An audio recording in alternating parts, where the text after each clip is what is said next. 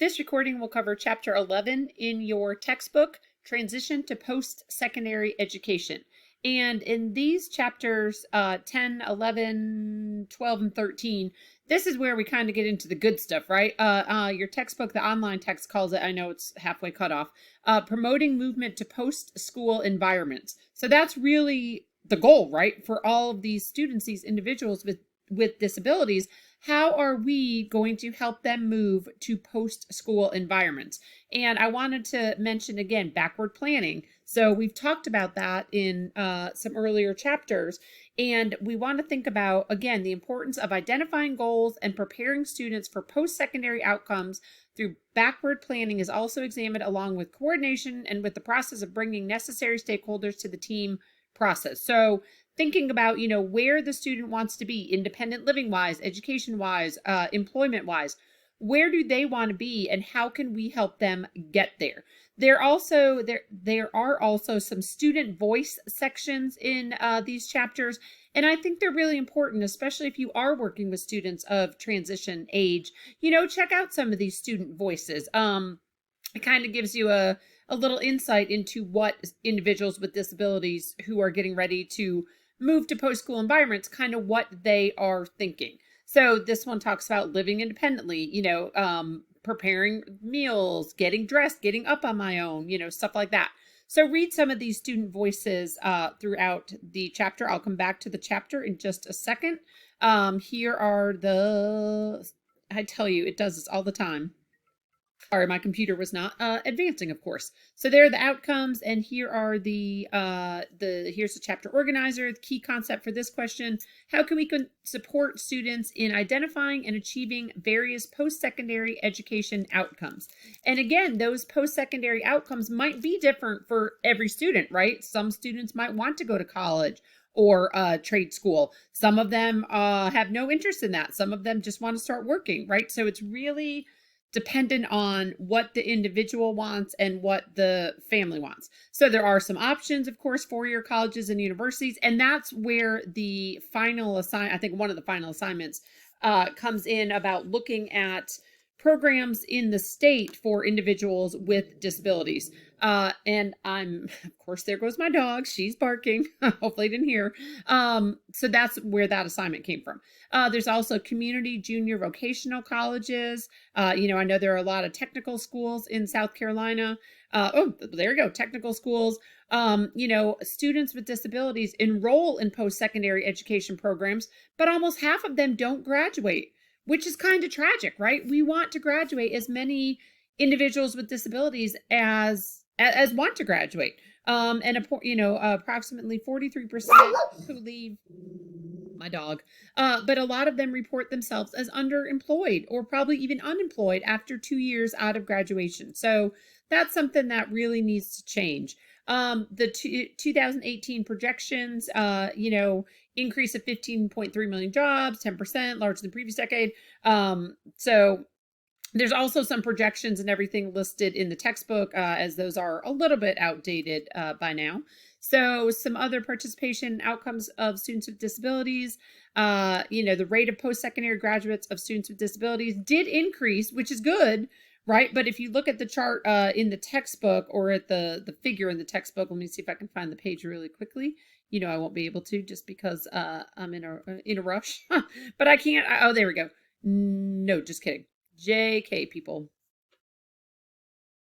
So this shows the percentage of post-secondary enrollment by disability type. And yes, the percentage is going up, but, we still 28.1% of individuals with intellectual disability, which is the former mental retardation. If you are not sure what that term actually means, mental retardation is not used anymore. It is intellectual disability. So that's just kind of a little aside. But, multiple disabilities, the numbers are going up again, which is good. But even for individuals with learning disabilities,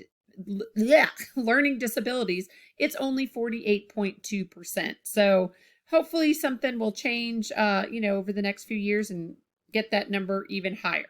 Okay, so developing a vision for post-secondary education, we want to think about, we've been talking about these things for the past couple of chapters. Age-appropriate transition assessment, including all of these things. Developing post-secondary goals. So a student's transition plan must focus first on the outcome, and then the team can identify what knowledge, skills the student needs, what knowledge and skills the student has, and what knowledge and skills the student needs to acquire. Okay, so again, kind of that backward planning. All right, we also want to think about self-awareness and advocacy for these students. We want them to be able to understand that they do have a disability and how it impacts their life. And they, might need to be the ones that ask for help, that advocate for themselves. And your textbook, and I'll get to your textbook in a second, they need to be, your textbook does a nice job, is what I didn't finish saying, but they need to be aware of IDEA, IDEIA, we've talked about that, Section 504, ADA, which is Americans with Disabilities Act. They need to be aware of those laws and the rights that they have. And so if you are the teacher of someone who is, 8th, 9th, 10th, 11th, 12th grade, use some of the, teach them, make sure they are aware of the law. And a little aside, the IRIS modules, that we have just looked at for IEPs and transition, there's a great it's either called self-advocacy or self-determination module on there. So if you are working with students of this age, you might want to look into that. Oh, excuse me. So self-advocate, a person must be able to effectively communicate, convey, assert his or her own interests. I think I combined words there. Desires, needs, rights, stuff like that, right? You don't like it probably when people say, hey, you're interested in the Atlanta Braves, right? Or whoever. So why are we going to do that for these individuals? They are still individuals. They are still people. They still want to be as included in society as, their typical peers. So let them say what they're interested in. Maybe maybe one student really likes to cook. Well, are we going to tell somebody else, oh, you really like to cook, don't you? No, we're not going to do that. But then the student needs to be able to advocate for themselves and say, hey, you know what? I don't like to cook. Please don't make me take a cooking class. I'd rather do something else, right? So you also want to think about assistive technology. And I do want to bring your attention to pages 261, 267, and 272 in the textbook. Hold on one second. 260. So it's hard to, I have to go page by page in my textbook. I don't know if yours is different, but here's what I want to show you. So take a look at the unit organizers for this chapter on the page numbers that I just mentioned. Here is what self-awareness and advocacy is about, right? So you can talk to your students, if you are working with students of this age group, talk to them about this, include them in these discussions, invite them to the IEP meetings, stuff like that. I'm trying to find the other one real quick. There is a good case study. There's Michelle. There's also Andrew earlier in the chapter that I really like. And I think I'm actually going to use that possibly next time I teach this. And then here's a unit organizer about post-secondary options. Okay, here are some options. Here's adult training and educational opportunities, applying, money sources, admissions, stuff like that. All right, so take a look at some of those unit organizers, I guess I should say. So colleges vary in terms of their missions, admissions requirements, stuff like that. So students, they must learn to do some research on their own, right? And again, this is where you looking at college programs for individuals with disabilities, that's why we're doing that assignment at the end, because some of you, A, might not know what programs are around, even in the state, and B, some of you might be working with students in high school and who are starting to think about post-school environments. Okay, so that's why we will revisit that in a little while. Financial aid, same thing. That's kind of individual, but we can teach students how to do some research in that. There are some pretty significant, of course, differences between high school and college. I don't really remember back to when I started college, but because, I'm old and it was a while ago. But, this is on page 269 of your textbook. You might want to talk to your students about this, even show this slide or show this, make a graphic for them and let them know, hey, you're responsible for requesting assistance when it's needed.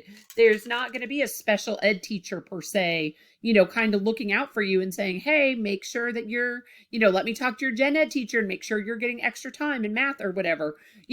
There's not going to necessarily be that person. Also class time, it's different, right? You sit in class for 12 to 15 hours a week, it's not every day. It's this, right? So talk about all these all these differences with your students if, you are working with that age of students.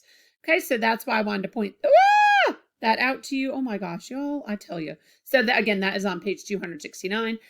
We also want to make sure that, as the team, you are helping find the right fit for your students. This is something, again, maybe contact some college counselors. If you live in a town or a city that has a college, maybe talk to them, do some research on your own so you then can be prepared to help your students and their families.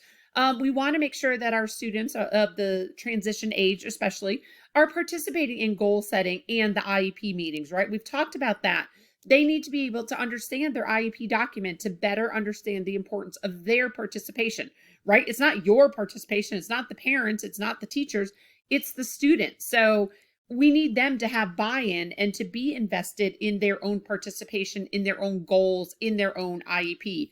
And thinking about, career interest, training educational interest, how do you want to live, stuff like that. And there are some examples in the textbook in the chapter. I think Andrew talks about that. There are some specialized programs in post-secondary education, and these ones are not in the state. I am not familiar with these programs at all, but your textbook included them. So I just wanted y'all to know that there are some other options. If you have students who don't want to stay in South Carolina, well, there are some other options for them, right? Taft College, a residential 22-month independent living skills curriculum for students with developmental disabilities. Upon graduation, staff assist students in transitioning to independent living in their home communities. So that might be something, that might really interest or appeal to one of your students. Landmark College, again, I don't know anything about these colleges. I've not heard of them, but I'm just mentioning them because they are in the textbook. Leslie College, so there's something called the Threshold Program, residential program for students with severe learning and cognitive disabilities. And then Beacon College offers students with learning disabilities the opportunity to earn associate's or bachelor's degrees in human services and liberal studies. So for the assignment that you will do, you will look just at you will look at programs. I was going to say residential, but they don't have to be where the student lives on campus. Programs, in specialized programs in post-secondary education within the state of South Carolina. Okay. And I will share more about that with you at the end of the semester. Okay. And then also we want to think about, here are some other four-year universities that offer comprehensive programs specifically for students with disabilities. Kent State, I can't say this one because I'm a Penn State grad, so I don't think I'm allowed to say those words. Ball State University, which I believe is also up north, either Ohio or Kentucky. And then Wright State. You know what? I wonder, I think these authors might be from Ohio, I just thought about that, which is why they've listed all these Ohio universities. So this one, wait a sec. Ooh, bad.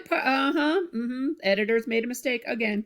Anyway, and you also want to think about, if there are first generation college students, like here at Francis Marion, we have a lot of first generation students. They are the first ones in their families to go to college. So there might be some other challenges related to that. And to, if you're a first generation student, if you're from a rural area, if you have a disability, there's a lot more going on with those students than with kind of the quote unquote typical college students. I want to see really quickly, because I'm about done, but I want to show you Andrew. Let's see the likelihood. And also look at these critical points, y'all. Those are, I think they're really handy. And they kind of condense the chapter into, critical points. All right, so here's Andrew. He starts on page 258. It provides his background, his vision. So it says what he wants to do. He wants to go to a four-year college. Summary of performance, transition to college, stuff like that. So take a few minutes. You don't have to do anything with this case study. I was just pointing it out to you. Okay. So that is about it for chapter 11. Let me see if I missed anything. Yeah, I think I got everything. Ooh, look at me with even a few seconds to spare. Again, take a few minutes, read some of these student voices. I think especially if you're working with this age student, grades 8, 9, 10, 11, 12, hearing things in their voices and their opinions, I think might be, really helpful. All right. There are also, of course, some websites that are at the end of the chapter, and that is it for chapter 11.